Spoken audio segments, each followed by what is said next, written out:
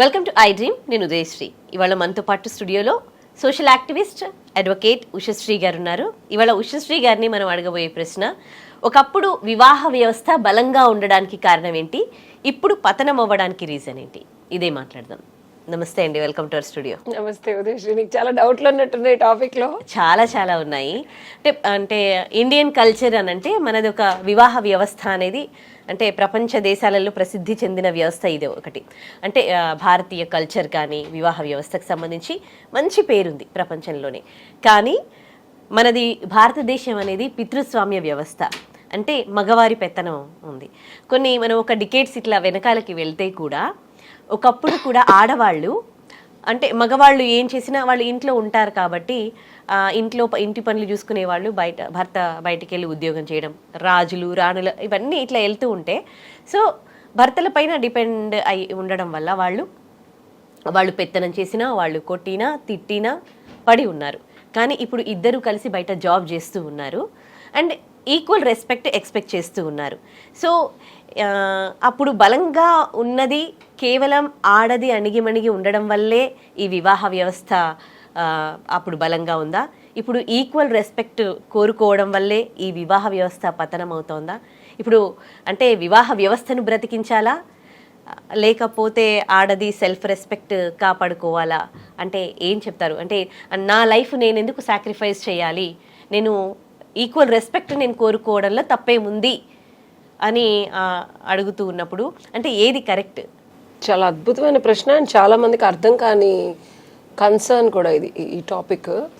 So నేను ఇందులో నేను కొన్ని ప్రశ్నలు అడుగుతా. ఫస్ట్ థింగ్, అమ్మాయికి రెస్పెక్ట్ ఇవ్వకపోవడం, ఆ అమ్మాయి ఎక్స్పెక్టేషన్స్కి తగ్గట్టు భర్త కానీ ఫ్యామిలీ మెంబర్స్ కానీ ఉండకపోవడం.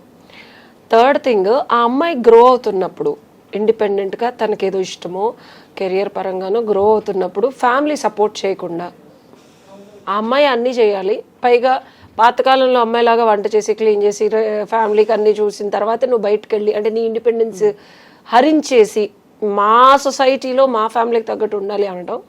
ఫోర్త్ థింగ్ వచ్చి పిల్లల్ని చూసుకునే పద్ధతిలో ప్రెషర్ అంతా ఆడపిల్లల మీద పట్టడం, భర్తలు ఈక్వల్ రెస్పాన్సిబిలిటీ తీసుకోకుండా కెరియర్కి versus family versus kids versus societal pressure and performance సొసైటీలో.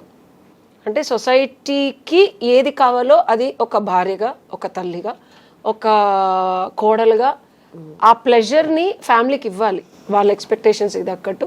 అండ్ కొన్ని ప్రెషర్ కూడా పెడతా ఉండదు సొసైటీ, ఏమని వాళ్ళతో వెళ్తుంది వీళ్ళతో వెళ్తుంది, అర్ధరాత్రులు వస్తుంది అది చేస్తుంది, ప్రెషర్ని తట్టుకుంటూ అండ్ ఎక్స్పెక్టేషన్ని ఫుల్ఫిల్ చేస్తూ ఆడపిల్ల ఉండాలనేది ప్రస్తుత కాలమాన పరిస్థితుల్లో ఇది తట్టుకోలేక చాలామంది డివోర్స్లకు వెళ్తున్నారు. ఇది ఒప్పుకోలేక చాలామంది పెళ్ళిళ్ళు చేసుకోవట్లేదు. ఇది అనవసరం అనుకోనే అసలు రిలేషన్షిప్స్ కూడా వద్దని పెళ్ళిళ్ళు చేసుకున్న వాళ్ళు కొద్దో గొప్ప ఏదో లివింగ్ టుగెదర్లో బాయ్ ఫ్రెండ్లో ఏదో ఉన్నా అసలు కొంతమంది అయితే అసలు మాకు ఈ సామాజిక వ్యవస్థ మీదే విరక్తి పుడుతోంది, సింగిల్గానే ఉంటామని. మరికొంతమంది their focus is completely career oriented. అంటే సింగిల్గా ఉండి కూడా పిల్లల్ని కనేవాళ్ళు కూడా ఉన్నారు, లేదా అడాప్ట్ చేసుకోండి. అసలు ఇక నెక్స్ట్ లెవెల్ ఏంటంటే పిల్లల్ని గానో పెళ్లి చేసుకో, అసలు మాకు సంబంధం లేదు, మాకు నచ్చినట్టు మేము ఉంటాం, మమ్మల్ని ఎవరు ప్రశ్నించొద్దు అని ఒక రెబీలియస్ నేచర్కి వెళ్తున్నారు. ఆ రెబీలియస్ నేచర్ వాళ్ళే వీళ్ళని స్ఫూర్తిగా తీసుకొని మిగిలిన వాళ్ళందరూ ఒక సొసైటికల్ నీజోక్ రియాక్షన్ అంటే ఉన్న ఒక సిస్టమ్ని మొత్తం అస్తవ్యస్తం చేసే పరిస్థితులు వస్తున్నాయి. దీని అంతటికి ఒక సొల్యూషన్ చెప్తాను నేను నీకు. చాలా సింప్లిఫైడ్గా అనిపిస్తుంది నీకు, అన్సింపుల్గా చెప్తారేంటి మేడం అంటారు. ఏంటది చెప్పండి. పాతకాలంలో ఆన్ వాట్ బేసిస్ పెళ్ళిళ్ళు చేసేవాళ్ళు ఇప్పుడు ఎందుకు చేసుకుంటున్నారు అనేది మీరు గమనించాల్సింది గమనార్హమైన విషయం. Basis of the marriage decides the rest of the life అనే జ్ఞానం పాత వాళ్ళకు ఉంది కాబట్టి అటేడు తరాలు చూసి చేసేవాళ్ళు. దీనివల్ల ఏంటి, ఆడపిల్లకి ఇచ్చే గౌరవంగా ఆ అమ్మాయి స్థితిగతి అంటే ఆ ఇంటి నుంచి ఇంటికి వచ్చేటప్పుడు మ్యాచ్ చేసేవాళ్ళు. ఎక్కడ అస్వస్థత కానీ ఇనిబిలిటీ కానీ లేకుండా కరెక్ట్ మ్యాచ్ చూస్ చేసేవాళ్ళు. ఆ ఫ్యామిలీ ఈ ఫ్యామిలీ కార్డియల్ రిలేషన్షిప్స్ మెయింటైన్ చేసే. అసలు ఈ అమ్మాయిని తిట్టడం కానీ, ఈ అమ్మాయిని గౌరవించకుండా ఉండటం కానీ, అసభ్యకరంగా బిహేవ్ చేయడం కానీ అసలు ఏది ఉండేది కాదు. Because both of the families రెగ్యులర్గా పని పాట లేకుండా పెళ్ళిళ్ళు పేరెంటాల దగ్గర నుంచి నోములు, వ్రతాలు, పూజలు, పండుగలు, పబ్బాలు రాను పోను అనే ఒక కల్చరల్ అబెండెన్స్ ఉండేది మనకి. పెట్టిపోతలు. సో దాన్ని ఒక కల్చర్గా చేసేసినప్పుడు ఏమవుతుందంటే డిస్టర్బెన్సెస్ అనేది వచ్చేలోపే రెక్టిఫికేషన్ అయిపోయేది. మాకు అది పెట్టలేదు, ఇది పెట్టలేదు, అది చేయలేదు, ఇది చూడలేదు, ఏం లేదు అసలు. రెగ్యులర్గా there is a cultural beauty. ఇద్దరు ఈక్వల్ మ్యాచ్ అయినప్పుడు కాస్ట్ పరంగా అవనివ్వు, ఎబిలిటీ పరంగా అవనివ్వు, సోషల్ అవనివ్వు, ఎకనామికల్ అవనివ్వు, ఎమోషనల్. ఇప్పుడు లోవర్ పర్సన్ని హైయర్ దగ్గరకు వచ్చినప్పుడు క్లాషెస్ వచ్చాయి. అది లేకుండా అందుకే ఇంత మ్యాచ్ చేసేవాళ్ళు ఫస్ట్ థింగ్ సొసైటీగా. సెకండ్ థింగ్ ఏంటంటే మనకి జాతకాలు చూపించేవాళ్ళు. నన్ను చొప్పునాథ్ విజయవాడ అమ్మాయి అనుకుంటావు కానీ జాతకం దేనికి చూపించేవాళ్ళు? సంసారిక జీవితం. పెళ్ళంటే ఏంటి? లేకపోతే ఫ్రెండ్స్గా ఉండొచ్చుగా. ఇప్పుడు ఎందుకని ఇన్ని కాన్ఫ్లిక్ట్స్ వస్తున్నాయి? ఒకరితో ఉండలేక 10 మంది ఎందుకు తిరుగుతున్నారు? ఎవరితో ఏం సెట్ అవుతుందో తెలియదు, జీవితాంతో ఎవడు ఉంటాడో తెలియదు. ఈ ప్రాబ్లమ్ని మన పూర్వీకులు ముందే రెక్టిఫై చేసి ఒక సంసార జీవితం అంటే there should be a physical union. ఒక 30-40 ఏళ్ళు కలిసి ఫిజికల్ యూనియన్ ఉండాలి. అప్పుడే అది సంసారం అవుతుంది. కాంజుగల్ రైట్స్ అంటాం మనం. సో ఇది ఉండాలి అంటే వీళ్ళిద్దరికి మ్యాచ్ ఎట్లా ఉందని చూసేవాళ్ళు. జాతకంలో ఉంటుంది. అంటే ఇతని పిచ్చిగా జాతకాలు నమ్ముతారా అని కొట్టిపడేసే ఈ సమాజంలో నేను చెప్పేది ఏంటంటే ఇతని జీవితంలో ఎన్ని ప్రాబ్లమ్స్ వస్తాయి, ఎన్ని రకాల ఇబ్బందులు వస్తాయని ముందే ప్రొజెక్షన్ ఉంటుంది. ఈ అమ్మాయికి కూడా ప్రొజెక్షన్ ఉంటుంది. వీళ్ళిద్దరికి కలిగే బిడ్డల వల్ల కూడా కొంతమందికి ప్రాబ్లమ్స్ వస్తాయి. చాలా మంది ప్రెగ్నెంట్ అయిన తర్వాత కూడా కొట్టుకొని విడిపోయిన సందర్భాలు చాలా మంది నేను రీసెంట్ టైమ్స్లో చూస్తున్నాను. సో వీళ్ళిద్దరికి మ్యాచ్ చేసి ఒక 30-40 ఏళ్ళు అంటే ఈ అమ్మాయి యోనికి ఇతనికి ఒక పాముకి ఎలక్కి పెళ్లి చేస్తే కొట్టుకు చేస్తారు అసలు. అప్పుడు అందుకే జాతకాలు మ్యాచ్ అవ్వలేదని వదిలేసేవాళ్ళు. ఎందుకంటే ఈ అమ్మాయికి సర్పయోన్ ఉంటుంది, వాడిది ఎలక యాటిట్యూడ్ అయింది అనుకో కొట్టుకు చేస్తుంది. ఈ అమ్మాయి డామినేట్ చేస్తుంది. ఇప్పుడు మోస్ట్ ఆఫ్ ద కేసెస్ 498 DVCలు ఇవన్నీ ఎందుకు పెడుతున్నారు? పడిచావదు, ఇద్దరికి కొట్టుకు చేస్తారు. సో జాతకాలు తీసి పెట్టినప్పుడు ఇట్లాంటి కాన్ఫ్లిక్ట్సే వస్తున్నాయి. This a big nonsense అనమాట. అది ముందే గమనించి సెట్ అవ్వలేదని అక్కడితో అంటే ఆదిలోనే హంసపాదు అంటే ఫస్ట్లోనే వదిలేసేవాళ్ళు, ప్రాబ్లమ్ రెక్టిఫై చేసేవాళ్ళు. ఎక్కడైతే మ్యాచ్ అవుతుందో కాన్ఫ్లిక్ట్ వచ్చినా ఈ అమ్మాయి జాతక ప్రభావం వల్ల ఇతను మంచిగా అవ్వడం, అంటే ఇతనికి దరిద్రం పట్టే టైంలో కూడా వ్యాపారం అభివృద్ధి, లేకపోతే అవ్వనప్పుడు పూజలు పునస్కారాలు చేయించి ఏదో రకంగా. సో ఇంత చూసి ఫ్యూచర్ ఆఫ్ 40-50 years ఆఫ్ టుగెదర్నెస్ని చూసి పెళ్ళిళ్ళు చేసేవాళ్ళు. నేను ఇప్పుడు ఈ చుప్పనాత్తనం అంతా తెచ్చి చేయమన్నట్లా. నేను చెప్పేది ఏంటంటే ఫ్యూచర్ ప్రిడిక్షన్ ప్రొజెక్షన్ 2 చూసుకోవాలి. బేసిస్ ఏంటి? ఇప్పుడు లవ్ అయిందా, బాగున్నామా, బాగా ఫిజికల్ ఇంటిమసీ ఉందా, డబ్బులు ఉన్నాయా, చేసేసుకో. డబ్బులు అన్నం పెడుతుంది ఉదయశ్రీ, కానీ అది తిని అరాయించుకొని మనస్ఫూర్తిగా కడుపులో అరిగి బయటకు వచ్చి నిద్ర పట్టాలి కదా. అది నాన్ సెన్స్ ఉంటే పట్టదు, స్ట్రెస్ ఉంటే పట్టదు. కరెక్ట్. డబ్బుతో కోటాను కోట్ల పెట్టి ఇల్లుళ్ళు, పరుపులు, బంగారపు పాన్పులు, కంచాలు కొనుక్కుంటాం.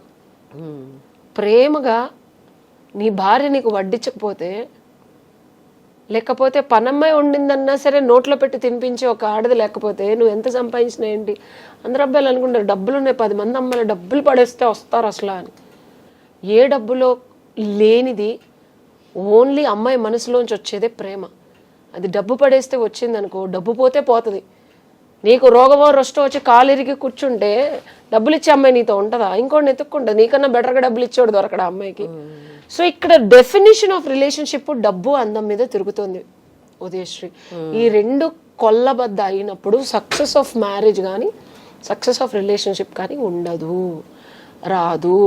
ఇక్కడ అమ్మాయిలు పోరాడేది ఏదైతే ఉందో ఆ పోరాటానికి మొత్తానికి స్వస్తి చెప్పి పెళ్లి చేసే ముందే సరైన భర్త, సరైన ఇల్లు, సరైన ధనము, సరైన స్థితిగతి, ఈ అమ్మాయికి పుట్టబోయే బిడ్డలు కూడా వాడి బీజాలు వేస్తే వాళ్ళ తల్లిదండ్రులు ఎట్లా ఉన్నారు, వాళ్ళు సరిగ్గా ఉన్నారా లేదా, 7 తరాలు చూసి చేసినప్పుడు అసలు ఇక్కడ రెస్పెక్ట్ కోసం కానీ ఆ అమ్మాయి సక్సెస్ కోసం కానీ ఎంతోమంది క్షత్రియ మహిళలు, లేకపోతే రాజులు, లేకపోతే వ్యాపారస్తులు పాతకాలంలో భర్తతో పాటు ఆడవాళ్ళు కూడా సపోర్ట్ చేసిన అస్సలు బయటకు వెళ్ళనీయలేదని ఏం లేదు. పండితులు ఉండేవాళ్ళు, పామర్లు భార్యలందరూ ఇదివరకు పాతకాలంలో చెప్పినవే చూసుకుంటే అందరూ పనిచేసేవాళ్ళు. సత్యభామ వెళ్ళి యుద్ధం చేసింది, ఏమీ రాకుండా తిని కూర్చో పెట్టలా ఆడవాళ్ళని ఎక్కడ హిస్టరీలో. అబ్బాయిలకి ఈక్వల్గా అన్ని విద్యలు నేర్చుకున్నారు. బయటకు వచ్చి రోడ్డు మీదకి వచ్చి కనిపించలేదేమో కానీ భర్తకు అంత టాలెంట్ ఉందంటే ఈక్వల్గా భార్య అంత సలహము, అంత సాహసము, అంత ధైర్యం ఇస్తేనే కదా చేసేది. సో ఇంట్లో ఒక సొసైటికల్ స్ట్రక్చర్ ఆఫ్ అత్తయ్య, మావయ్య, పిల్లలు, అన్ని విద్యలు వచ్చి ఉండేవాళ్ళు, ఆడపిల్లలు చదువుకునేవాళ్ళు, ఆడపిల్లలు నేర్చుకునేవాళ్ళు, కుట్లు అల్లికలు, ఒక ఫ్యామిలీని manage.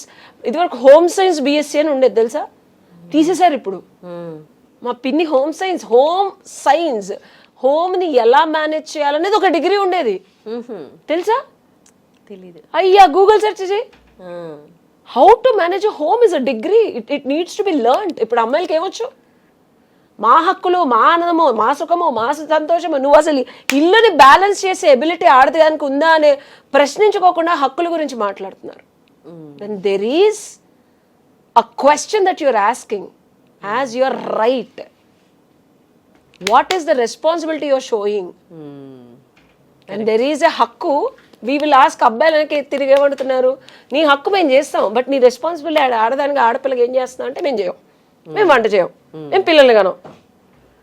So it should be balance. నేను ఇక్కడ ఆడవాళ్ళని తప్పనట్లేదు, కరెక్ట్ ఉదయశ్రీ. అలా అడిగేటప్పుడు when there is a right, where is the responsibility that you're showing as a woman? The moment you show, no, మగాడు అలా తగ్గిపోయి దాసోహం అయిపోతాడు. Nice answer for who ever asking that question about fighting for their rights. Here is your responsibility. Show your responsibility. ఆ మగాడు నిన్ను అప్పటికే చేస్తే నేనే వస్తా సపోర్ట్ చేయనీకి.